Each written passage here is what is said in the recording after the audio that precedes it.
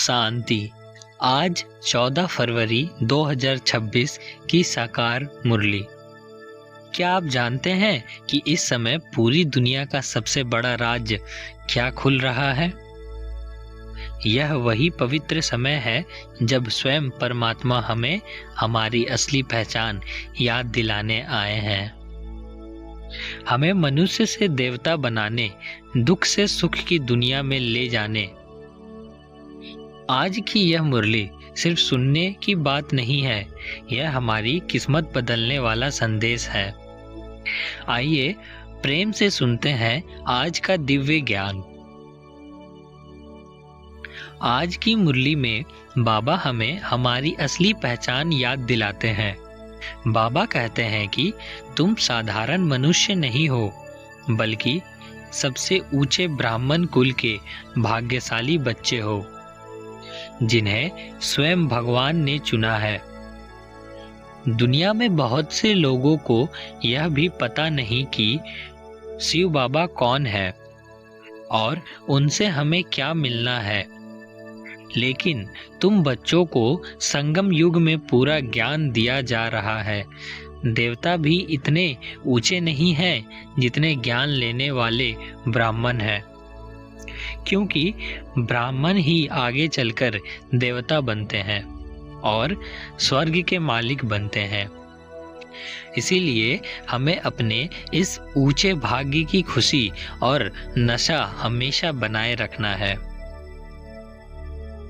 बाबा समझाते हैं कि सृष्टि का पूरा ज्ञान केवल संगम युग में ही मिलता है, सतयुग में नहीं, क्योंकि सतयुग तो शुरुआत का समय है जहां केवल सुख ही सुख होता है।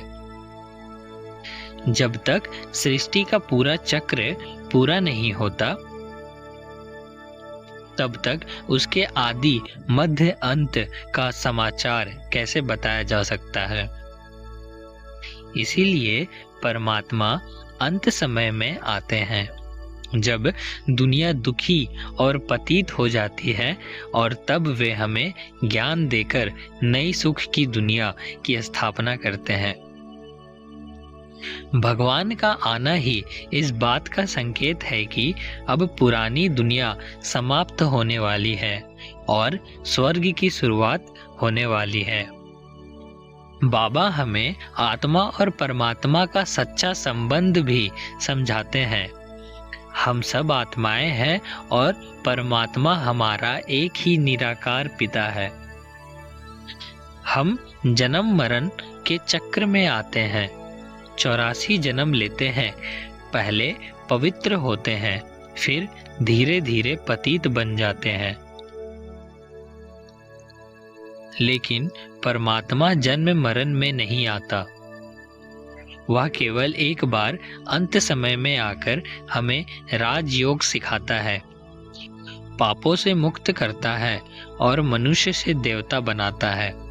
यही सृष्टि चक्र का गुप्त रहस्य है, जिसे अभी तुम बच्चे समझ रहे हो। यह समय बहुत ही महत्वपूर्ण है, क्योंकि यह पुरानी दुनिया के विनाश और नई दुनिया की स्थापना का समय है। जो आत्माएं अभी ज्ञान और योग करेगी, वही आने वाले 21 जन्मों तक सुख, शांति और समृद्धि का जीवन जिएगी। स्वर्ग में ना दुख होता है, ना बीमारी, ना अकाल मृत्यु। वहाँ केवल सुख ही सुख होता है। इसीलिए अभी का एक एक क्षण बहुत कीमती है, और इसे भगवान की याद तथा सेवा में लगाना ही सच्ची समझदारी है।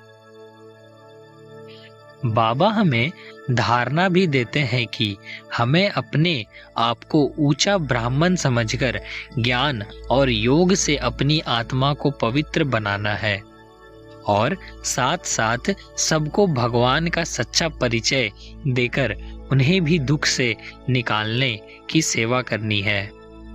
जब हम बेकार की बातों, उलझनों और विचारों में फंस जाते हैं, तो योग कठिन लगता है। लेकिन जब हम केवल बीज रूप परमात्मा को याद करते हैं, तो वही योग बहुत तो वही योग बहुत सहज और आनंद देने वाला बन जाता है। इसीलिए हमें मैं और मेरा के अहंकार समाप्त करके सच्चा स्वर्ण समान पवित्र बनना है। आज का वरदान बाबा कहते हैं, व्यर्थ बातों और उलझनों से किनारा करके हर मुश्किल को सहज बनाने वाले सहज योगी बनो। इसका अर्थ है, जब हम लोगों की बातें, परिस्थितियां या छोटे छोटे प्रश्नों में उलझ जाते हैं तो साधना कठिन लगने लगती है। लेकिन अगर हम केवल बीज रूप परमात्मा को याद रखें और मन को उन्हीं से जोड़ दें तो बड़ी से बड़ी समस्या भी आसान अनुभव होती है। इसीलिए सच्चा सहयोगी वही है जो बातों में नहीं बल्कि बाबा की याद में स्थिर रहता है। आज का स्लोगन बाबा कहते हैं, मैं और मेरेपन को समाप्त करना ही सच्चा सोना बनना है। इसका अर्थ है, जब तक मन में अहंकार, मेरा, तेरा और स्वार्थ रहता है तब तक आत्मा भारी रहती है। लेकिन जैसे ही हम मैं और मेरा छोड़कर खुद को परमात्मा का बनाते हैं, वैसे ही आत्मा शुद्ध, हल्की और चमकदार सोने जैसी पवित्र बन जाती है। अंत में संदेश यही है कि यह समय सोने का नहीं बल्कि जागने का समय है। स्वयं भगवान हमें दुख से निकालकर सुख की दुनिया में ले जाने आए हैं। इसीलिए अपने को आत्मा समझो, परमात्मा को याद करो, पवित्र बनो और स्वर्ग के अधिकारी बनो। यही इस मुरली का मीठा और गहरा संदेश है। आज की मुरली के मुख्य सार और बाबा के पैगाम के आधार पर आपके लिए 2 शक्तिशाली सोमान अफर्मेशंस हैं। इन्हें आप सुबह अमृत वेले या दिन भर चलते फिरते दोहरा सकते हैं। जिसमें पहला सोमान है, मैं सबसे ऊंचा भाग्यशाली ब्राह्मण आत्मा हूँ। भगवान स्वयं मुझे ज्ञान और सुख का अधिकार दे रहे हैं। जिसका अर्थ है, इसका मतलब है कि मैं साधारण नहीं हूँ, मुझे स्वयं परमात्मा ने चुना है ताकि मैं ज्ञान लेकर पवित्र बनूं और आगे चलकर सुखमय स्वर्ग का अधिकारी बनूं। जब मैं यह सोचता हूँ तो मेरे अंदर आत्मसम्मान, खुशी और शक्ति बढ़ती है। दूसरा सोमान है, मैं आत्मा परमात्मा की याद से पवित्र बन रहा हूँ और मनुष्य से देवता बनने की यात्रा पर हूँ। इसका अर्थ है, इसका भाव है कि मेरा सच्चा परिवर्तन परमात्मा की याद से हो रहा है। पुराने पाप और दुख समाप्त हो रहे हैं और मैं धीरे धीरे शांति, पवित्रता और दिव्यता से भरकर ऊंची अवस्था की ओर बढ़ रहा हूँ। आज की मुरली हमें याद दिलाती है कि हम साधारण नहीं, परमात्मा के चुने हुए भाग्यशाली आत्मा हैं। अब समय है अपने को आत्मा समझने का, परमात्मा को सच्चे दिल से याद करने का और स्वर्ग के अधिकारी बनने का। अगर यह ज्ञान दिल को छू गया हो तो इसे सिर्फ सुनो मत, अपने जीवन में उतारो। इसी संदेश के साथ फिर मिलेंगे अगली मुरली में। अगर आज की मुरली के इन महावाक्यों ने आपके दिल को छुआ है और आपको नई दिशा दी है तो कमेंट बॉक्स में ओम शांति जरूर लिखें।